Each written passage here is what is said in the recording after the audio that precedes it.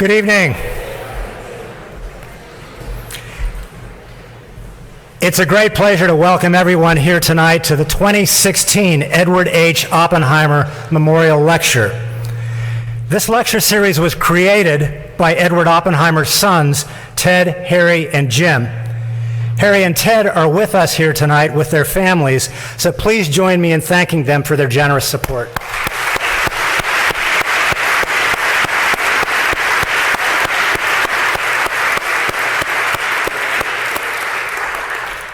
For anyone who doesn't know me, I'm Steve Scutt, the president of Lake Forest College, and it's a real honor to have everyone here tonight on this lovely evening outside. We're all glad that you could be with us. But I also want to thank, in particular, Chris Chacoyan, the Reverend Chris Chacoyan, and the First Presbyterian Church for making this possible for us here tonight as well. This annual lecture is a much anticipated event in the Lake Forest College calendar. It brings together our students, faculty, staff, alumni, and members of our community. Past speakers, and many of you I know have been here for some of these past talks, have included theoretical physicist Michio Kaku, former Supreme Court Justice Sandra Day O'Connor, Pulitzer Prize-winning author and journalist Thomas Friedman, Lincoln historian Eric Foner, and still many others. But tonight, I have the pleasure of introducing one of the world's best-known and most ingenious animal scientists. Temple Grandin has been widely recognized for motivating others through her personal story as an autistic child who learned how to communicate effectively with the wider world. She recounts, and I'm quoting her, groping her way from the far side of darkness in her book, Emergence, labeled Autistic, a book that stunned the world because, until its publication, most professionals and parents assumed that an autism diagnosis made it impossible for a person to have a productive life. With help from parents and mentors who recognized her interests and abilities, Professor Grandin developed a remarkable career as a livestock handling equipment designer, one of very few in the world. She has designed cattle facilities for livestock farmers who in turn produce beef for firms such as Burger King, McDonald's, Swift, and still others. Dr. Grandin graduated from Franklin Pierce College, received a master's degree in animal science from Arizona State University, and a PhD in animal science from the University of Illinois. She is currently a professor at Colorado State University. Her research has opened many doors in animal science and in our understanding of autism. She has contributed to several hundred publications, scores of referee journal articles, and has authored 10 books. One of her books, Animals in Translation, was a New York Times bestseller. Another, Livestock Handling and Transport, is now in its 3rd edition. And other popular books by Dr. Grandin include Thinking in Pictures, Emergence, labeled Autistic, as I previously mentioned, and Animals Make Us Human. Many of our first-year students here tonight read the latter as one of their first college assignments this fall. It's a great privilege for me and for Lake Forest College to have Professor Temple Grandin here tonight. Please join me in warmly welcoming her.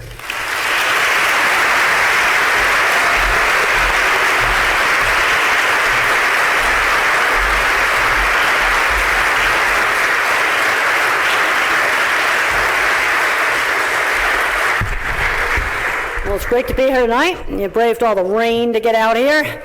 I wish we had some of this rain in Colorado and in California. We really, really need it there. And I was asked to talk about animal welfare, and people always ask me, how did autism help me with animals? I'm a visual thinker. You want to understand animals, you got to get away from language. I think in pictures. Some people think in mathematics. I've done a lot of talks where I talk about the different kinds of minds. You know, a lot of kids that are kind of different. There might be visual thinkers who think in photorealistic pictures. And these kids have a lot of problems with doing algebra. And I'm worried that our educational system today is screening them out. How about a guy like Thomas Edison, a hyperactive high school dropout, labeled as addled? Jean Goodall had a 2-year secretarial degree when she did her famous work. What would happen in today's educational system. I think it's a real worry. Then you've got the guys that are the pattern thinkers, the mathematical thinkers. You know, they're going into all the STEM programs, computer programming, all that kind of stuff, and engineering. But you know, those guys need us visual thinkers to prevent messes like the Fukushima nuclear power plant disaster, which was a visual thinking mistake. It's not too smart to put your really important emergency cooling pump in a non-waterproof basement. Well, the mathematician doesn't see it. Well, I'm worried about all the hacking stuff that's happening. Okay, then some people are word thinkers. So being a visual thinker helped me understand animals. So in the first part of my talk, I'm going to talk about some basic cattle handling. I'm going to talk about how some things are improved. And then I'm going to talk about how do we evaluate the animal welfare in a really objective way. We make real change happen. In the first part of my career, I thought I could fix everything with engineering. You know, I've got the perfect system. You probably saw that in the HBO movie. The problem is half my clients, you know, didn't do things right. Engineering can only solve half the problems. The other half of the problems is going to be solved with management. So then the second half of my career, I developed an auditing program, which I'll explain at the end of my slides, to evaluate how the slaughterhouses operated. Now they had to manage the equipment. You see, you've got to have both. People want the magic thing more than they want the management. You've got to have both of those things. Okay, with any animal, and this is going to be a cattle-centric presentation, but one basic factor with all animals, a calm animal is easier to handle. That's true for a cat or a dog, any animal. And if it's gotten all upset, give it half an hour to calm back down. If you've ever been in a near car accident, you got scared instantly, took half an hour to calm back down. That's what happened to me when a board came off a trailer one time. I did a really good job of avoiding the board, and then my heart was pounding for the next half an hour. So animals that are calm are going to have soft brown eyes. Even with dogs, you start to see like the whites of the eyes, animal is getting fearful. So a question often comes up, do animals actually have emotions? Yes, they do. I talk about that, especially in my book, Animals Make Us Human. Katherine Johnson and I reviewed the Jack Panskepp literature, the basic emotional systems in animals' brains. You got fear, then you got separation distress. You leave the dog home alone, you chew up the house, that's separation distress. They're different brain systems. Then you got seeking.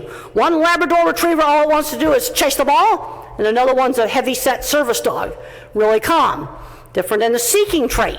Then you got rage, that enables you to fight off the predator. You got mother-young nurturing, that's the dopamine, that's the oxytocin system. Seeking, that's the dopamine system. You get these guys that want to jump off of buildings. I just was looking at an article just the other day on the plane, and some guys in Malaysia were jumping off some office tower, going, you know, that's not for me, not going to be doing that. That's the dopamine junkie, a high seeker. And then, of course, you've got sex, and then you've got the play.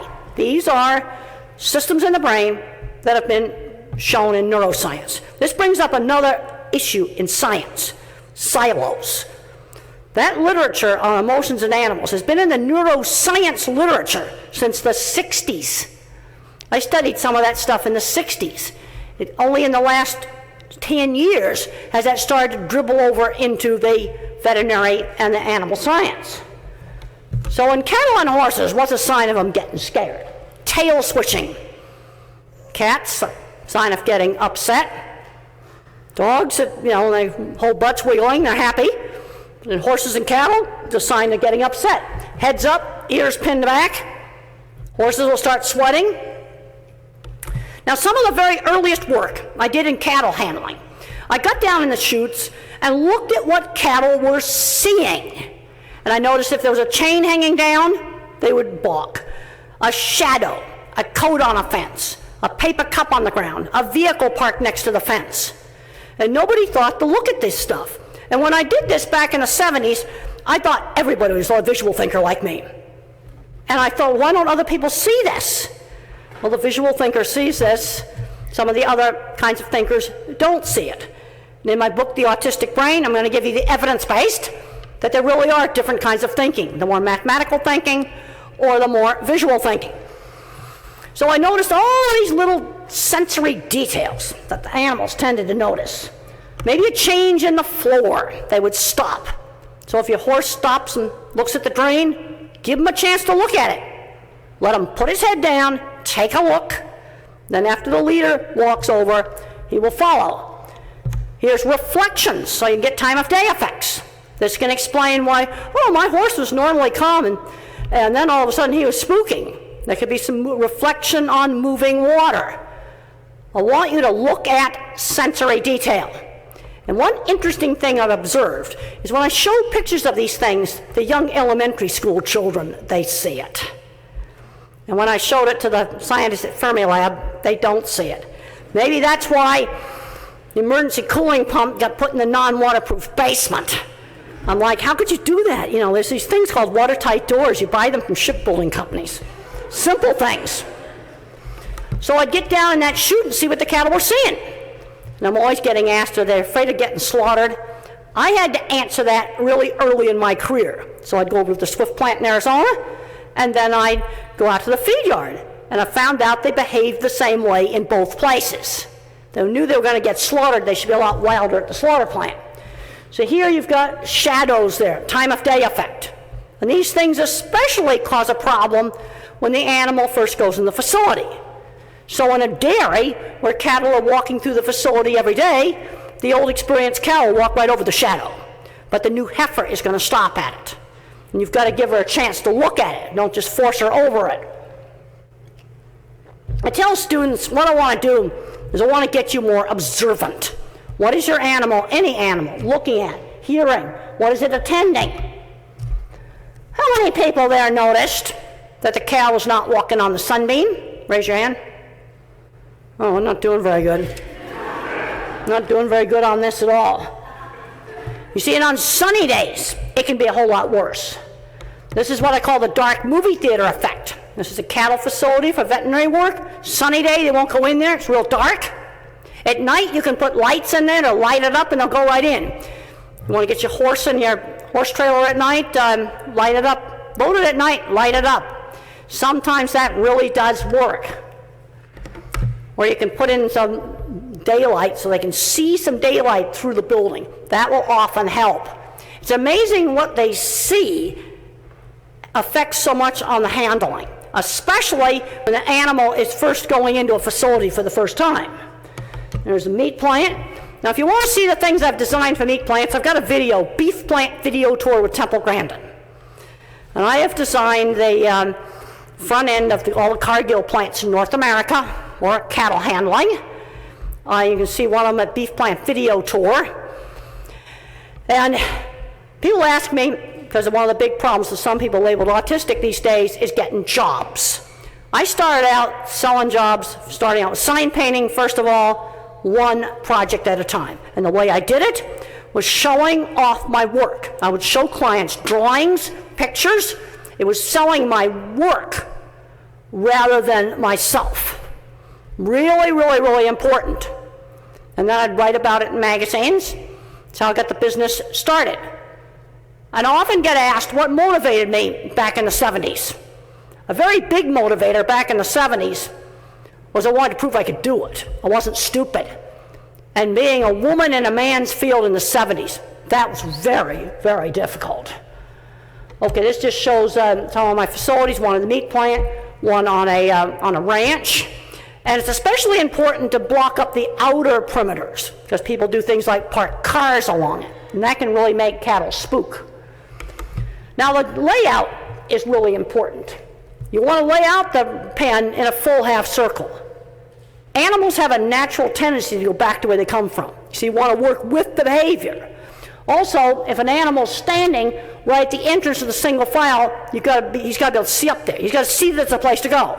So you've got to lay things out right. Really, really important. You lay stuff out wrong, it doesn't work. I have a website, Grandin.com. Got a book on humane livestock handling if you're interested. Okay, people need to understand concepts like the flight zone.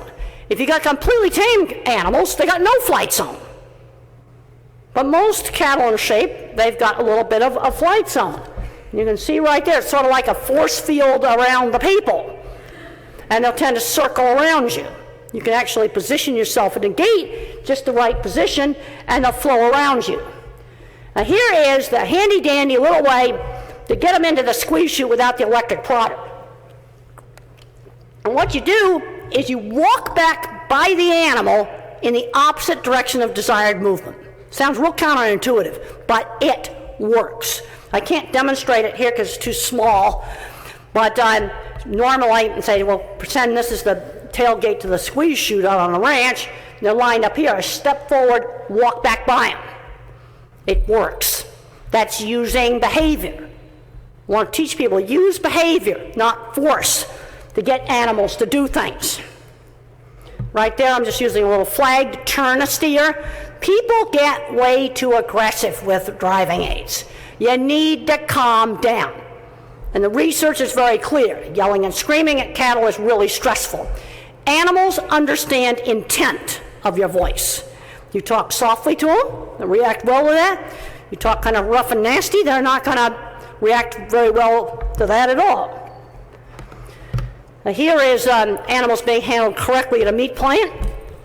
Notice that the pen is not jammed up full. One of the things they had to do is get people to bring up small groups of animals. That takes some policing to do that, because good handling is going to require a lot more walking. And one of the good things that's happened now in animal welfare at slaughter plants is video cameras have been put in. Video cameras monitored by outside auditing companies. So that solves the problem of people acting good when somebody's standing around with a clipboard. And when that idea got introduced about 10 years ago, I was looked at like I was absolutely totally crazy. It's in all the big meat plants now, and Cargill plants, and many of the others. It's also now starting to go into the farms, and I'm really pleased my students are getting involved in auditing animal welfare and working with a company that does the videos. I got 2 students now that have started working in that. This just shows a real simple little facility that takes advantage of that natural behavior to go around to where you come, back to where you come from. And you stand there at the gate pivot, and they'll just circle around you. Okay, what is your animal attending to? Look at how the horse and the zebra have an ear on each other. The other ear is on me taking a picture. See, cattle and horses have got independent ears. They can move independently. Dogs, the ears are yoked together. Well, what is your animal attending to? Be a good observer. Now, here are some behavioral principles of restraint, and they apply to all animals, even cats or dogs. Non-slip floor. I don't know how many pictures of puppies I've seen on Google for pictures, and the dog is spread-eagled like this because it can't, it's sliding around on the floor. Yeah, give it a mat to stand on. Make sure its first experience at the vet clinic is a good first experience. That applies for every animal. If the first experience at the vet clinic is terrible, it's likely to be afraid of the vet. Also, there's an optimal pressure, whether you're holding an animal with a hydraulic squeeze chute or you're holding a cat. The mistake that people make is when it struggles to squish it. The other thing is, don't trigger the fear of falling. You've got to support the body. You trigger the fear of falling, it is going to panic. Now, this is some work that we did a long time ago. I was one of the first people in animal science to make a link between weight gain in cattle and a wild temperament. And the cattle that went completely crazy with a rating score of 4 gained less weight. And when I did this, my student did this, I was looked at like I was crazy. This was real radical stuff back in the mid-90s. It's now been replicated a whole bunch of times. Now, when I first did this study, we got to be careful not to over-select for the calm animals. Because a beef animal on a western ranch has got to fight off coyotes, it's got to get out and graze, it's got to take good care of its calf. You don't want to get it so calm it doesn't care about its calf. So this brings up another really important thing. Do not over-select for any single trait in an animal, production trait or an appearance trait. The bulldog's an example of a lot of problems. It can't breathe, it can't walk, and it can't have its babies naturally.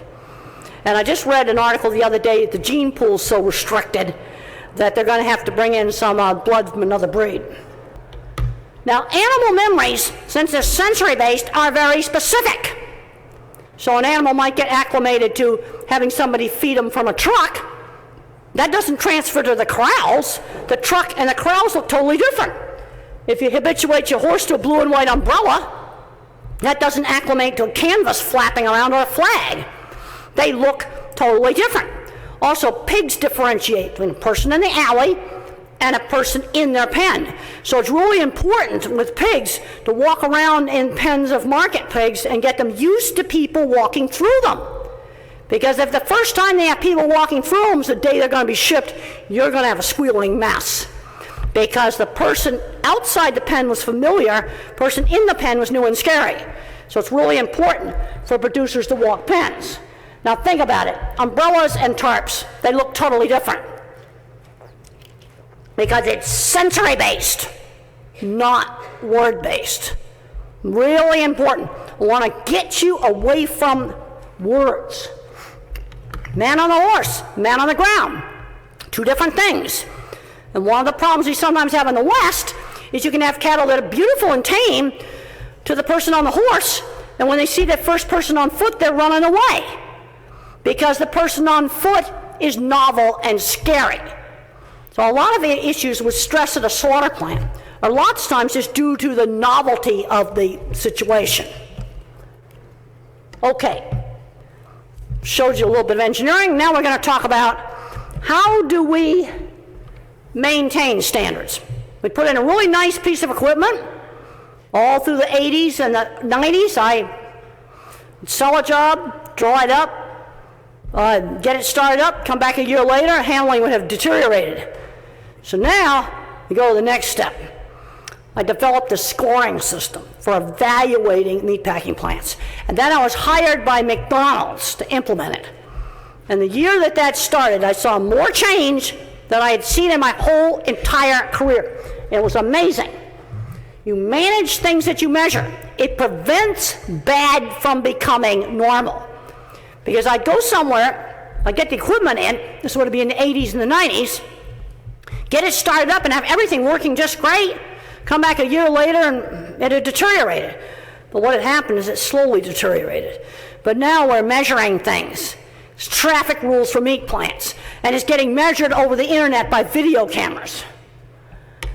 Now, if you're writing guidelines, I want to get rid of these vague words. A lot of government bureaucrats love vague words, like properly, adequate, and sufficient. I don't know what these words mean.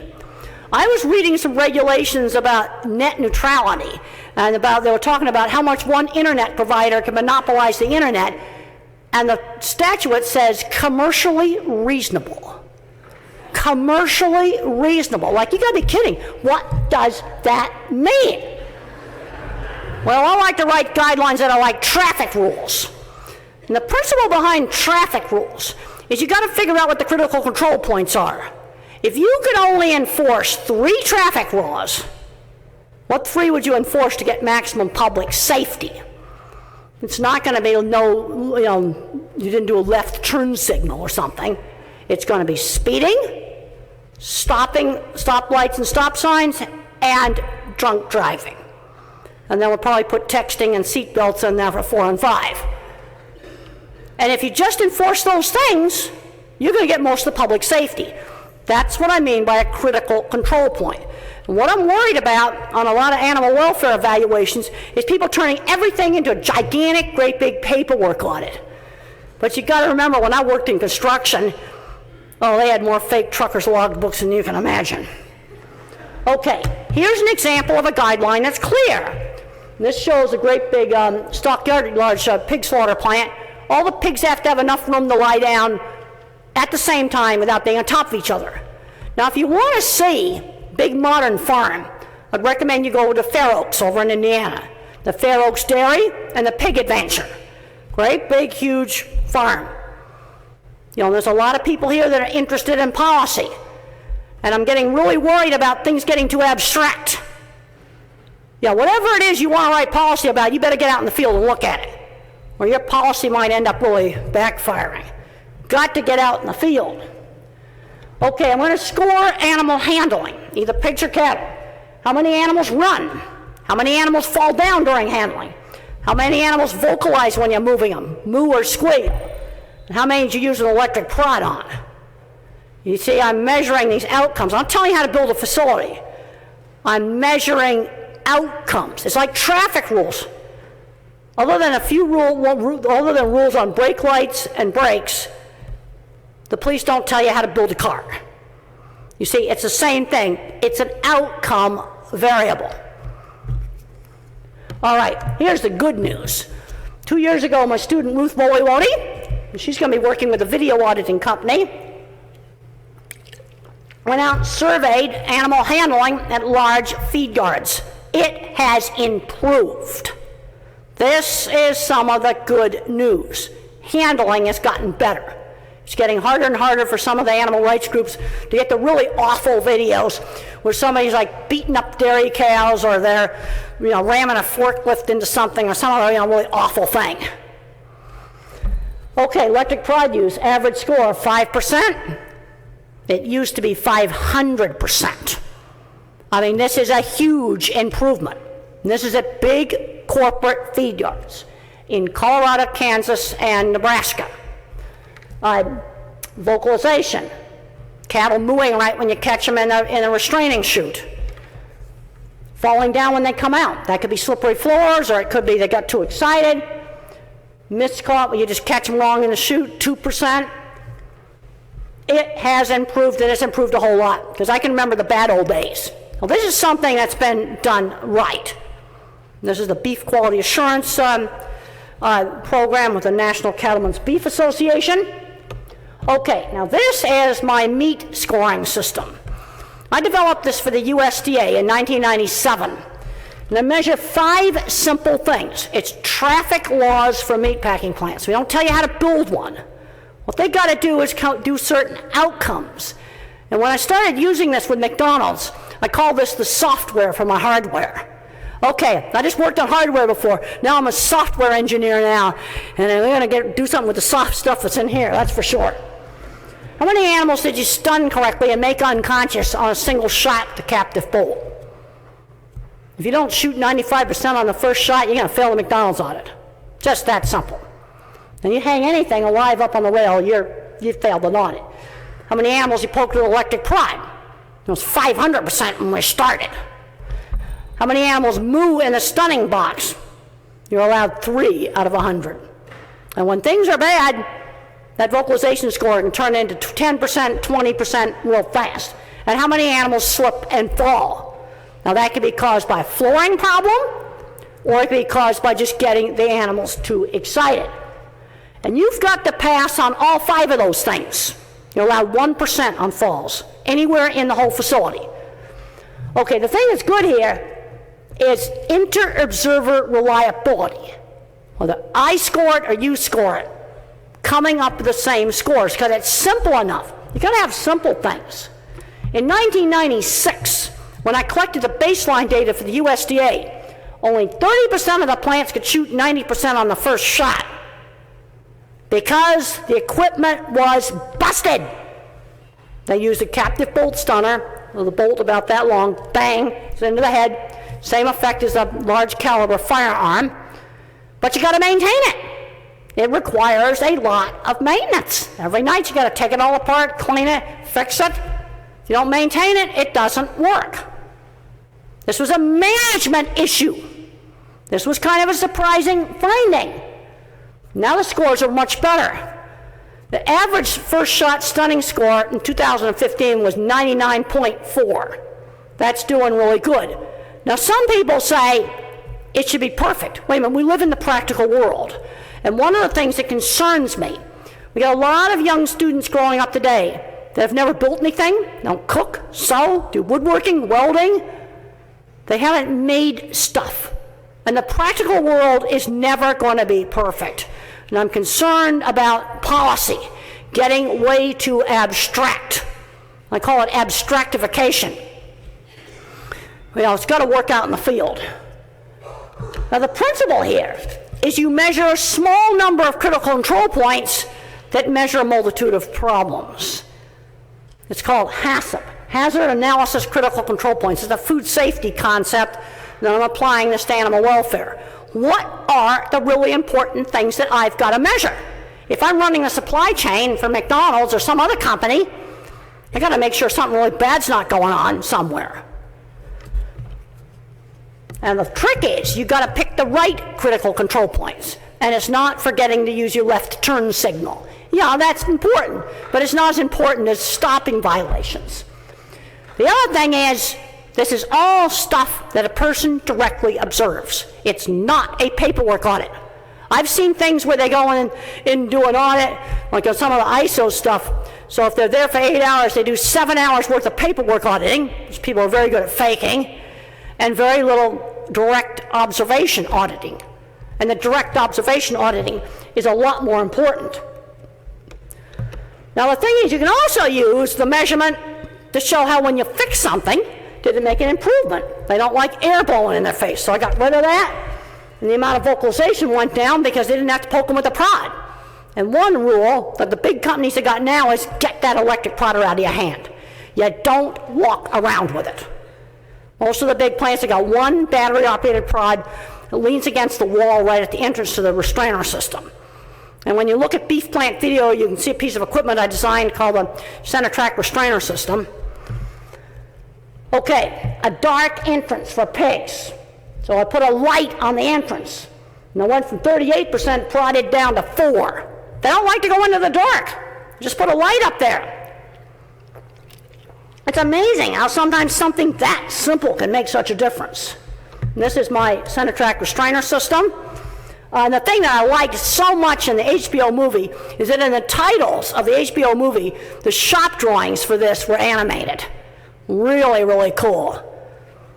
Because when I was working in construction, I worked with a lot of great, quirky guys that today would be diagnosed as dyslexic, ADHD, mild autism, because autism can go from Silicon Valley and Einstein to someone who can't dress themselves.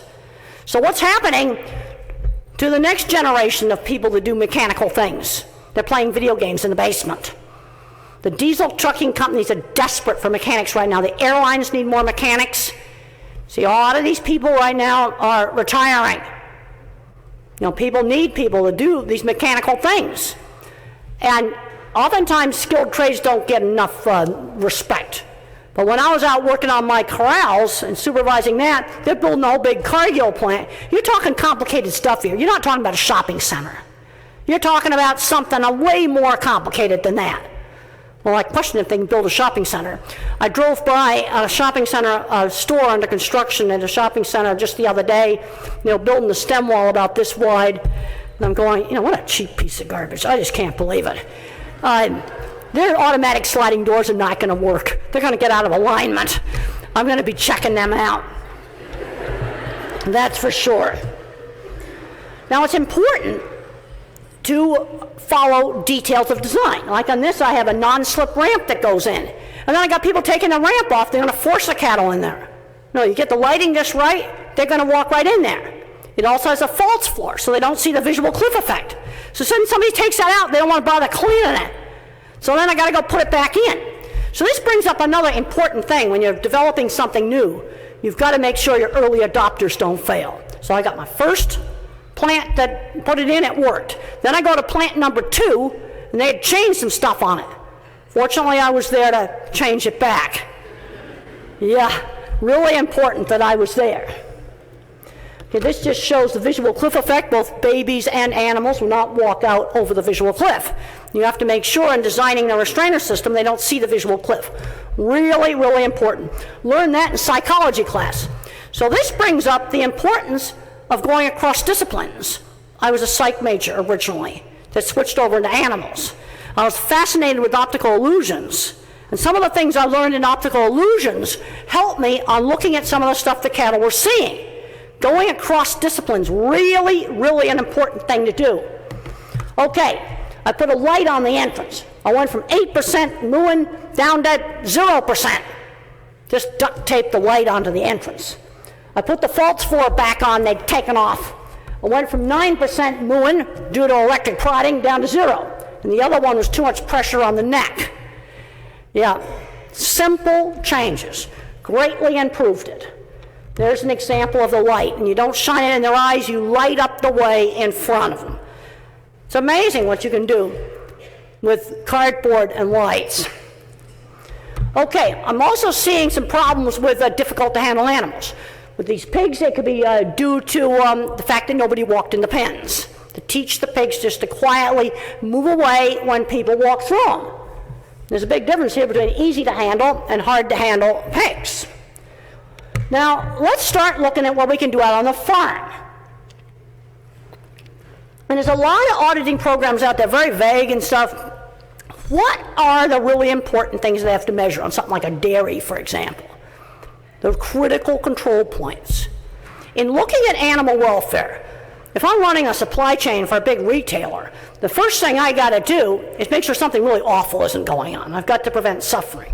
Then the next thing I'm going to do is get things I can measure, like how many lame animals do I have. Those are animal-based outcome measures. I'm not going to tell you how to build a dairy or how to run one. But if you've got a whole lot of lame cows that have difficulty walking and sore feet, then you got to do something to fix that. And then you have a few practices you just ban. Things you're going to say, okay, we're not going to use gestation stalls, or we're not going to use a certain kind of hen cage. And the old way of doing it is I'd tell you exactly how to build a stall for a dairy cow. I'm not going to do that now. Now we'll tell you, we're going to look at swollen joints, lameness, dirtiness. If there's something wrong with the stalls, they're going to get poor scores on those measurements. Okay, let's look at something like a dairy, for example. Body condition score. How many skinny animals have I got? You got high-producing dairy cows, you got to make sure you got enough feeder space for them. Or you're going to have a subordinate cow pushed away from the feeder. Lameness. Lameness in dairy cows is pretty bad. But the state of Wisconsin's really worked hard to reduce it. They're about half the national average. They've started measuring it, because you manage stuff that you measure. How many dirty animals have I got? How many swollen joints have I got, or other injuries? Coat condition, I'm concerned in organic. Even though the standards require that you treat illnesses. You know, there's some animals with lice and stuff like that not getting treated. So I'll look at coat condition. No, it's not okay to have bald spots in the spring. Not okay. Indoor facilities, we got to check ammonia levels and air quality. And then, there's abnormal behavior going on. I can measure this stuff. Now, lameness is a good example of a critical control point, because many different things can make a cow lame. I mean, it can have housing problem, the stalls are designed poorly or they're managed badly. Rapid growth sometimes can cause lameness issues. Leg conformation, that's genetic. Foot diseases, injuries. It's up to the managers at the dairy to fix that stuff. On an audit, I just tell you it's a problem. You see, an audit's a screening tool. I don't have to measure this stuff, because the lameness score catches all of this stuff. See, that's the concept of a critical control point. What are the important things to measure? And today I was talking with a flight attendant about my TED talk. I did that 7 years ago, and there'd been a whole bunch of airplane crack-ups. And I looked them up, and if it was not weather and pilot error was ruled out, was one word: tail. It either fell off or the steering stuff inside the tail didn't work. Real simple.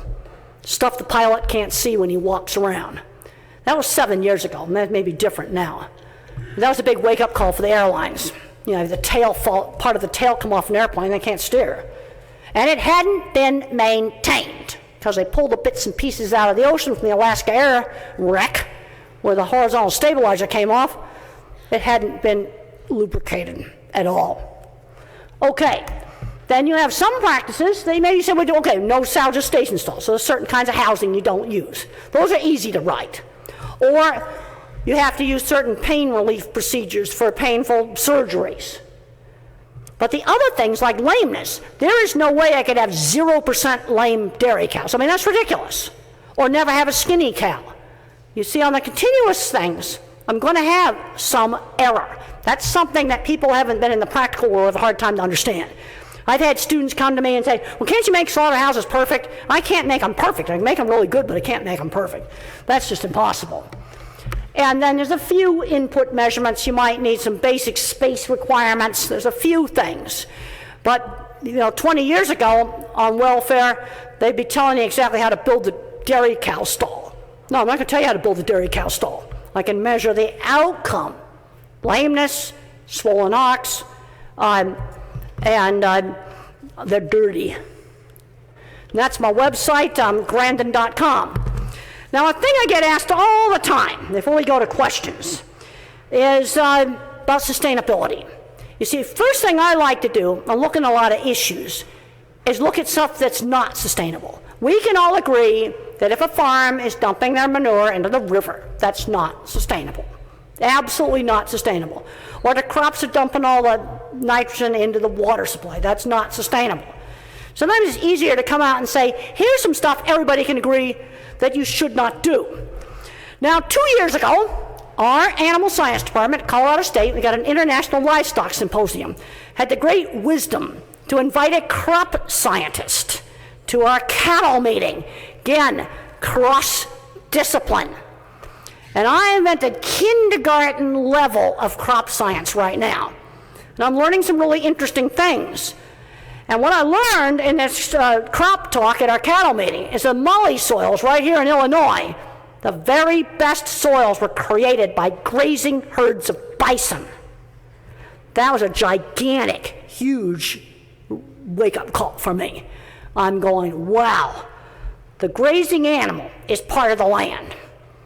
We've got to get back into crop rotation, where the grazing animals are part of that. Stuff that we got to do. And then I went to a plant disease meeting. Got to talking to a whole lot of them back in the poster room. And they were telling me things they won't say out loud because they're worried about their grant money. Yeah, they're worried about plant diseases. There's some nasty plant diseases. Citrus greening, or wheat rust, banana diseases, because we're getting the gene pool too narrow. They're worried about it. And crop rotation is one of the things we've got to start doing. But I'm also looking at where the ruminant animals fit in. We have huge amounts of land in this country. I've been to the outback in Australia. I've gotten in a light plane last summer, and I flew over 2.5 hours over nothing. You can't grow crops there. There's not enough water, but you can grow ruminant grazing animals there. We probably have to raise food on that land. And then I got to talking to the chicken people about, people say, let's go back to the heritage breeds because of the leg problems. If I totally go back to the heritage breeds, I take a 20% hit on feed conversion. Okay, you know what a standard cornfields look like. You've seen them. Standard sized cornfield. Let's say I got 5 cornfields, and then I take a 20% hit on feed conversion, I got to add number 6 cornfield. Or if it's silos, I'm adding a number 6 silo. So maybe what you do is take a 5% hit, and you can get rid of some of the other problems. See, we got to start looking at whole systems. It's not quite so simple. And for everybody out there that's interested in policy, get out in the field. Absolutely get out in the field and look at stuff. And now it's time to do questions. And I'm going to pick somebody if nobody gets their hand up.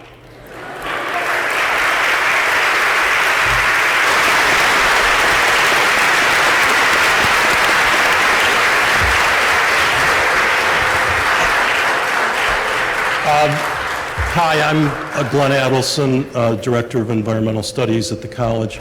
The way we're going to do this is people are going to actually come up, line up in the middle aisle, use the microphone, that way everybody in the audience can hear the question. So we will take questions for about a half hour and then stop. Don't be bashful. First, I want to thank you. Because of your books and your literature, the Longhorn that I adopted in 2002 has become a wonderful pet. Okay. And one of the questions, I have 2 questions. One, is it normal for a cow or steer to cry when you're brushing him? He cries when you brush him? When I brush him, he becomes very emotional. He puts his head down and he kind of gurgles. And tears come down his... Well, no, I have to admit, Longhorn's on a breed that I've worked that much with. I don't think the other cattle do that. You know, different kinds of animals can be different. If he comes up to you, Oh, yes. he must like being brushed. Most animals like that. He loves it now. Yeah. He comes and knocks on our door, and we have to go out and do that about every day. The other thing, okay, with a pet animal like that, the one thing they do have to have is manners. And if he pushes on you while you're brushing him, or you're petting him and you take your hands off, he's got to learn he cannot push on you. No. He wants a treat, he can't push. And he can't do his horns like that. He has never touched me with his horns, which are huge, and he's very, very gentle. By mistake, he sort of started stepping on me one time. He pulled his foot back. He felt my foot. He didn't Good, step. he didn't step on it. Well, that's He was very good. gentle. He was But very you can get polite. cattle sometimes pushing around the gate and things like that, He doesn't. switching pastures. It took a couple of years to get his trust back because he was about a year and a half old when we got him. The other question I have, and this has been a discussion, what's the best way to castrate a bull or steer when they're young? Do it when they're young is the most important thing. Your younger animal, it's a lot less stressful. And then you're probably going to be interested, okay, what should we use for pain relief? If you want to look some of that literature up, you can go on Google Scholar. Hope everybody here knows how to use Google Scholar. Yes. And you have to have simple things people can use. And for castration, the simplest thing is meloxicam. It's an arthritis drug. Right. Papers have the right doses. You have to get a prescription from the veterinarian because it's not cleared for use in animals, so you have to have a prescription. But that's... So you give him like a Novocaine shot before well, you the do it? Novocaine or the lidocaine you do for dehorning. On the castration, another thing's being done in Australia is they've mixed lidocaine with a gel and along with some disinfectant in it, and put that right up on the wound. Okay. And that helps. Now, you have to have things that are simple to use. I mean, we can't have OxyContin out in the ranch somewhere. Thank you. That's for sure. Hello, Dr. Grandin. Okay. Yes. Okay, yeah. I would like to ask you, since in terms of human, you believe we should work to find more humane ways to slaughter animals, right? Yep. Well, since inevitably the purpose of slaughtering them is for them to end up as food, how do you think the humanity we apply to slaughtering them will reflect in the quality of the food? Well, I don't really understand the question, but I feel very strongly we got to give animals a life worth living. Okay, if you look at some of the researchers look at animal welfare, the first thing you got to do is prevent suffering. Okay, that's going to be things like the body condition scoring, the lameness, sores and lesions, ammonia levels. That's basic stuff. Then the next thing is highly motivated behavior needs, and those can be measured in a very objective manner, like giving a hen a secluded nest box to hide when she lays her eggs, giving animals things to chew on. And then, do they have a life worth living? Are they having a good time? Now, that's a lot harder to measure, but there's starting to be some research that measures that. What type of, in order to try and engage in such more humane treatment of animals, what types of legislation do you think Congress could do at the federal or state level? What I have found is Congress isn't the way to do it in this country. Okay. What's made the changes in this country has been companies starting with McDonald's. Back when I started taking that scoring system, and I can go back and show you that scoring system back up here, but I'll give this computer a nervous breakdown here. Yeah, using this very, very simple scoring system. We started doing this in 1999 and 2000. In that short period of time, I saw more change than I'd seen in a 25-year career prior to that. And I got to get a passing score on all 5 of those things. When big retailers insist on standards, but the thing is, we have to have standards that are strict but sensible, things that people can actually do. And in this country, it's going to be driven by the large retailers. Now, McDonald's has now come out saying we're going to go cage-free. Now, there's a big research study that was done that compared 3 systems: small battery cages, a colony cage that gives some amenities such as the hidden nest box and perches, and full height for normal walking, and an aviary loose housing system or cage-free system. And the research showed that the cage-free system had dirtier air and dirty eggs and triple the death loss. But McDonald's came out with this ruling. All the scientists, including me, were kind of upset about that. But you know what? Herbrooks, their big producer, figured out a way to solve a lot of the problems. And you can look it up in Fortune magazine. It's called Free Birds in Fortune magazine. And chickens don't like to just be in mammoth flocks. They like to set up their own small societies. So they basically took the doors off the colony cages and put ramps in. Now they're free to bunk on any deck they want to bunk on. Boss birds end up on top. That's the way it works, because boss birds like to be up high. And they cut the death loss down in half, and they cleaned up the dirty air. Well, that's ingenuity. It's an intensive system still. I don't know how we're going to get away from intensive agriculture. But the Herbrooks really did a brilliant thing. It's all in Fortune magazine. I was pleased to see that. And I'm going to learn more about it in November when I go up to Michigan State. Hi, Dr. Grandin. I've been mulling over how to ask you this question since we talked earlier, and you were talking earlier a little bit about the parallels between humane treatment of animals in our educational system, and so I've been thinking about that a lot. And now that I've thought more about your scoring criteria, and I sort of think I know how to answer See, it. the slaughter plant and the handling, those are easier things to fix. The handling and the slaughter plant, easier things to fix. So you can housing systems, a lot more expensive to fix. And I think we have to look more and more at everything we do in farming and go, well, how's this going to fly with 10 people from the O'Hara Airport? So if you were thinking in terms of human beings and education and small entrepreneurs and innovators in education, and you were to bring a scoring system into a particular school, what are the things that you would look for handlers of children? You mean like for children having animals in school? If you were observing a classroom of small children, what things would you start looking at? Would you advise someone to start looking at to I think we need to get a lot more hands-on system? activities back in the schools, like art and crafts and woodworking and cooking and sewing and all of those kinds of things.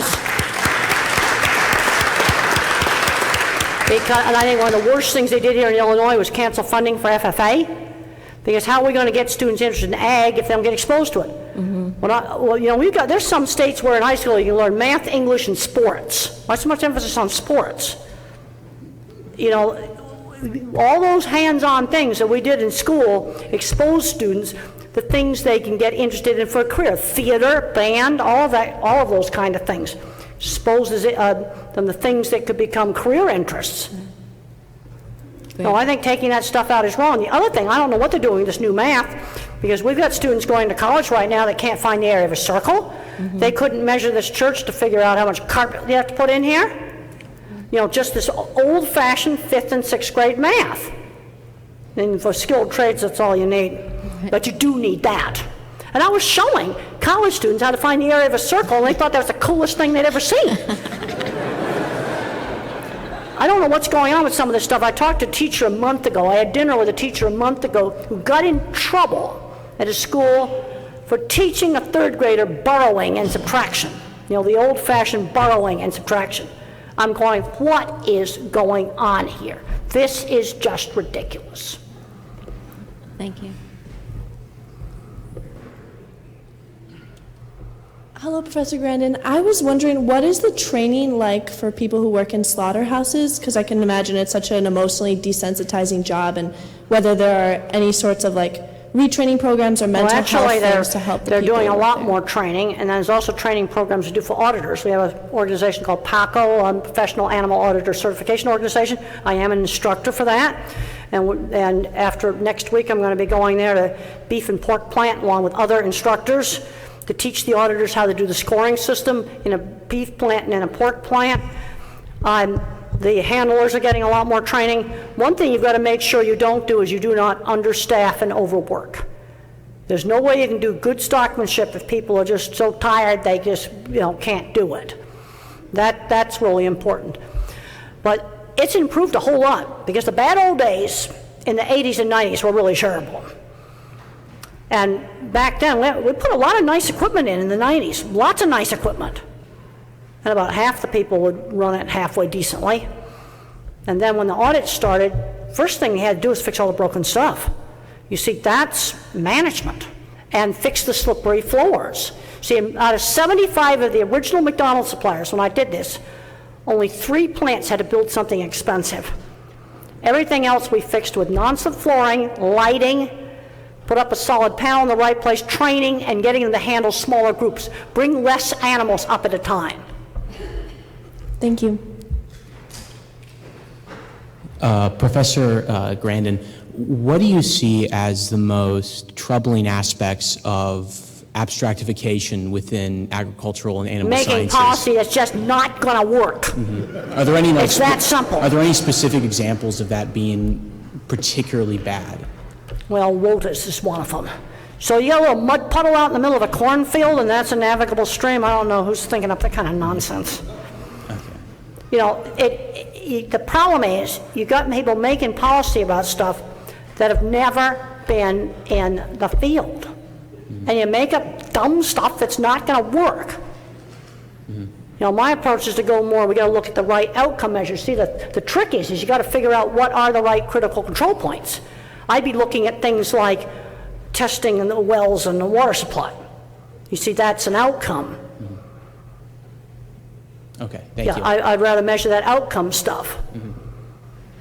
And I want stuff that I can measure easily, where it's either a lab test or it's something very simple like this, where I can count cattle going through. Is he silent or did he moo?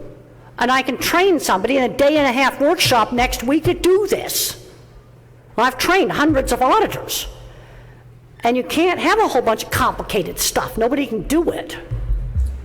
Is it possible to find out the standards that different companies use in their plants? Well, this is used in a lot of plants. And I tell every supplier I work with, you put your standards up on your website. I'm a believer in complete openness. You put your standards on a website. And I've worked with a lot of companies, including Whole Foods, on clear standards, like all those GAP standards. You've got to have something clear. You can't have stuff like saying commercially reasonable. I don't know what that means. Because if I'm running a supply chain for a big company, and I got to delist somebody, that's the jargon for throw them off the approved supplier list, I got to have a clear reason for throwing them off. They come around and sue me. See, that's another reason why you've got to have a clear standard. What do you think the Supreme Court does? It fights over standards that are not clear. Thank you. It doesn't fight over traffic rules, though. For the most part, they work pretty well. And this brings up another thing. You don't see Congress fighting over traffic rules and elevator safety rules, because those are things that they use every day, and they don't want to get stuck in an elevator. Professor Grandin, I have a question about horse slaughter. You know, in this country, we've struggled with, should it be allowed? Do we have horse slaughter? You know, packing The problem we plants? got with some of these issues like horse slaughter, and they are videotaping me, these issues have gotten so hot that no one can discuss it rationally, so I'm going to walk away from it. Okay. Hey, So it no gets too feeling hot, I on drop any it. humane way or whether it should be or not? Well, I have it on Grandin.com that you can slaughter horses in a low-stress manner. I'll tell you what you have to do it. Doesn't have to be fancy. Non-slip flooring, got to have that. Got to have management, auditing program in there. One of the important things is I got to have 2 people, one to load the kill box and one to shoot. That's really important with horses. And a solid side so they can't look out onto the processing floor. That's all you have to have. Okay. And I'm going to leave the politics up to you, because the other problem that's happened now with social media is things are getting so contentious. It's making it just impossible to discuss things. And there's some issues that's gotten so contentious, I'm going to go do something else. I'd rather work on getting kids interested in careers in farming or something. Yeah. Because some of that stuff, the potatoes so hot that You the can't potatoes going to have to rationally- get in a lot more trouble. Right. You can't rationally even discuss We what can't the even right thing- discuss it. This is the problem. We got so many issues now where they got so hot you can't even discuss it in a rational manner. And anybody who actually has horses knows that it's a reality that you have to deal with. I mean, Well, there are what's certain going down in situations. Mexico is not good. And that's not a good reality. No, it's not. Professor Grandin, I was fascinated by your discussion of emotion and animal emotion and Animals Make Us Human. I've experienced a lot of animals feeling emotions and completely Well, of course agree. animals feel emotions. It's stupid to say they don't. I You see, know. that you go and you look at the neuroscience and those centers in the brain for fear, seeking, the separation distress. Panscap calls it panic. I don't like that word because it gets mixed up with fear. Yeah. And it's a separate emotion from fear. And these emotional drivers drive the behavior. You know, you got one Labrador retriever that chases the ball and won't stop, and another Labrador retriever could care less about the ball. That's differences in the seeking trait. And I've had that argument numerous times with people of animals do feel things, and they do. And who do you have the argument with? A lot of people my age don't understand. They don't think animals can feel. They don't think that they can think like humans can and that they can feel emotions. Well, and sadness there's and some such like that. differences. They're not going to write a Shakespearean sonnet. Well, no, of course not. But what would be something that could be used as an argument of why animals do feel emotion that people would understand? Brain structures. Okay. Pure, hardcore neuroscience. Okay. And then what is an animal emotion that you find is most misunderstood or that you found most interesting? Well, an animal can get scared, Okay. and then you leave the dog by itself and it's chewed up the living room. That's separation distress. You've got the high seeker lab and the low seeker lab. You've got some animals are very maternal and good moms, others are not. And they're the same neurotransmitters. Okay, let me give you another fact. Prozac works on dogs. Okay, you want to look that up online, it's called fluoxetine. You have to use the generic name. Go in and type fluoxetine and dogs into Google Scholar, and you can find a whole pile of papers. They have the same neurotransmitters. The emotions are located in the base of the brain. They are the same in all mammals. Now, what makes us different than the animals? The big computer that sits up here, this gigantic big computing capacity. That's the difference. The animals are not going to fly to the moon. Thank you. No, it's pure neuroscience. Dr. Okay. Grandin, I wanted to personally thank you for touching on some very important things, and I think one of the most important things you said, that an animal's life is worth living. And Well, we I got to think give them one a of the- decent life. One of the things I think that you've done that's so important is, and I wish for you to expound on with the audience that you have here, is how you almost single-handedly, personally changed a multi-billion-dollar industry by yourself in changing an attitude among individuals that weren't willing to change. And thank you for The first thing changing. is long, hard, sustained work. Also, doing stuff that's practical. And selling the equipment was easy. People want the thing, the magic thing. The equipment was pretty easy to sell to them. Getting everybody to operate it correctly, and this is starting with those dip vats back in the 70s, and the other things in the 80s and 90s. Well, half my clients tore stuff up and wrecked it in the 80s and 90s. And then the McDonald's audits came along. This came along. This is the software for the hardware. And this was enforced by McDonald's. And one of the reasons why it worked, it was very simple. So when we went out to the plants, and 2 plants got delisted that year, they had to make the numbers. It was clear. It was like traffic rules. Police use a radar to measure the speed. It's clear. They measure the alcohol in your breath. It's clear. And now what made McDonald's do it? You. No, actually it wasn't. I have a saying, heat softens steel. And people like me can bend the steel. Activist group in England, McLibel, look it up online. McDonald's got in a gigantic lawsuit with an environmental firm, spent a lot of money suing them. And the little environmental company won on part of the lawsuit, forced McDonald's to look at it. I was then hired, this had already been developed but was not being used, to take McDonald's executives and then very quickly on Wendy's and Burger King executives on their first trips to farms and slaughter plants. And it was just like that show Undercover Boss. When things were going well, fine. But I remember the day when one of the executives saw a half-dead, emaciated dairy cow on their product. And another place, they were keeping boars in salgestation stalls, and that was jamming into their testicles. and the lawyer for another company did not like that. It was seeing things that needed to be changed. It's like, whoa, stuff needs to be changed. Other industries, like the clothing industry, have had things like factories falling down. They got to get that stuff fixed. You got to get the executives out of the office seeing stuff. And that activist pressure made them do it. Then it took on a life of its own, because now they'd seen stuff and go, oh, wow, there's stuff that we've got to fix. But it was activist pressure. And then I was there at the right time to bend the steel into pretty grill work. Somebody else has to heat the steel. But what's worrying me today, in this era of social media, is you got activists out there that get so crazy on this stuff on social media, you're going to make the steel white hot and vaporize it. That's totally counterproductive. And this is the thing that's going to make it sometimes harder to fix things, because you've got radical right fighting radical left, and everybody in the middle can fix it, and he gets bashed, and he goes, oh, well, I'm going to go do something else. I'm going to go talk to students about careers, because some of this other stuff has gotten too controversial. The slaughterhouses are easy to fix. It's a war zone outside. Thank you for bending the steel. Okay. Hi, Professor Grandin. Could you talk about maybe how we could make higher education more cross-disciplinary and less siloed? One school at a time, one college at a time. I worked on equipment one plant at a time, and then I wrote about it. And make sure your early adopter does not fail. And I've got a paper on transferring technology. Don't get too top down and too grandiose and big. Start out down on the bottom, one school at a time. Here's what happened. Then you write about it.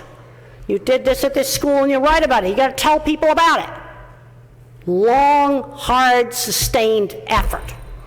That's what it's going to take. Much more of a bottom-up approach. Education's way too verbal, way too top-down in their approach.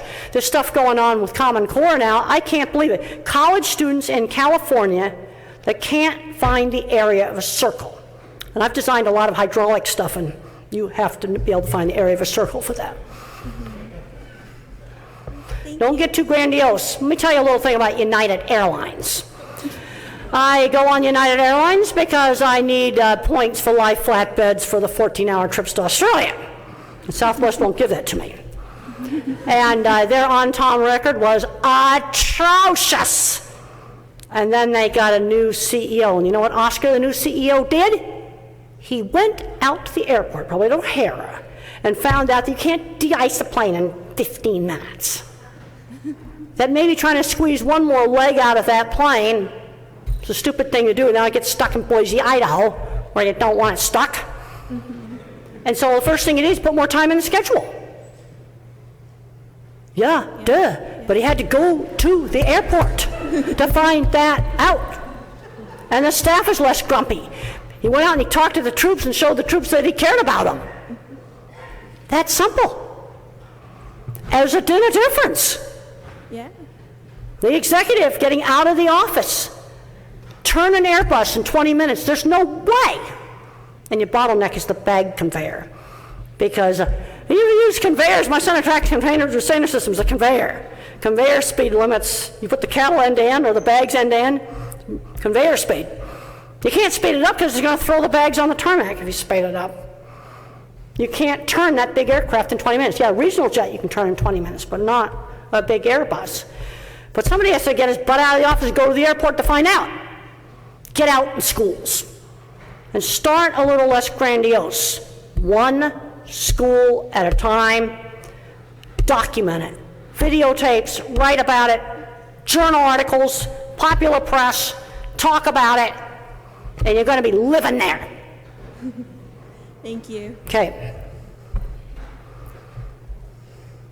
Hi, I was wondering, what's the next beneficial piece of legislation or change? I'm not going to mess with legislation in this country. I spend most of my time working with retailers now. Okay. They're the change makers in this country. Europe was a different deal. Okay.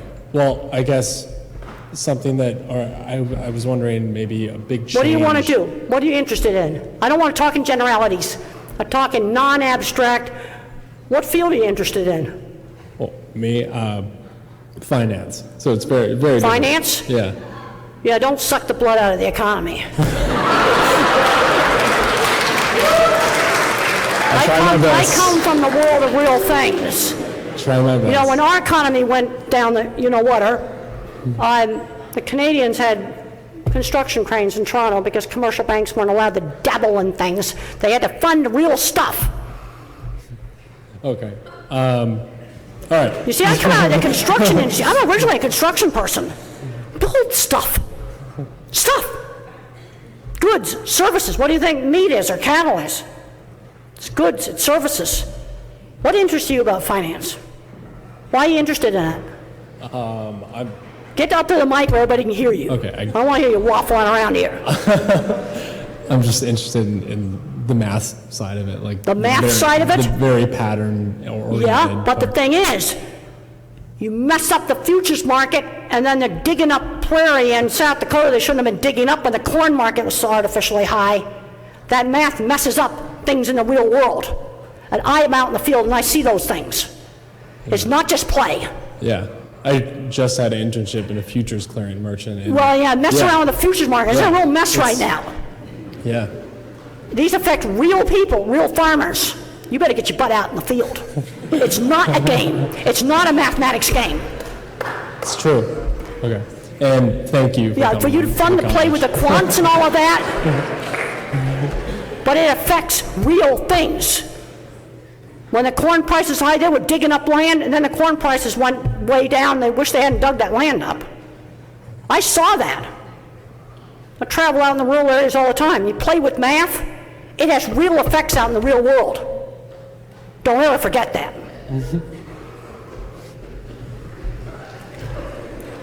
Hi, I snuck up because my question is also about math. Okay. I'm a teacher, and the new math way to teach is to do all complex instruction where we don't teach the skills that kids need to be able to really understand things, and I know a lot of teachers... I want to know, if I hire somebody, right now in the meat industry, I'll just take my industry. We're hiring industrial mechanics right now. They better be able to find the area of a circle and calculate hydraulic pressures. So you would agree that pneumatic pressures. Kids need to learn skills in math. Yeah, and the other thing when it comes to math that I don't want to see is you get a little autistic kid who's a genius in math in 3rd grade, and they make him do baby math, then he turns into a gigantic behavior problem when he ought to be teaching, learning computer programming and doing, high school math. Need special ed and reading, tends to be the pattern. You see, working in construction, I worked in construction for 20 years. Sell a job. I had a boss when I was young who forced me to do cold calls. I learned how to do cold calls. I sold jobs, cold calling clients. Sell that job, draw the drawings, supervises construction, start it up. You got to finish jobs. I see smart kids playing video games in the basement on Social Security. That's not a very good project there. I want to see kids get out and getting careers and getting successful. That's what it's all about. Okay, thank you. Do you think that zoos give animals a life worth living? It all depends upon the zoo, the particular animal. Animals that are most problematic are the large animals that are seekers. The animals that walk long distances in the wild and animals that have real complex, like elephants, for example. A lot of the smaller animals, I think, do fine. The other thing is, I think a lot of kids need to see the actual real thing. The real thing is important for them to see. Thank you.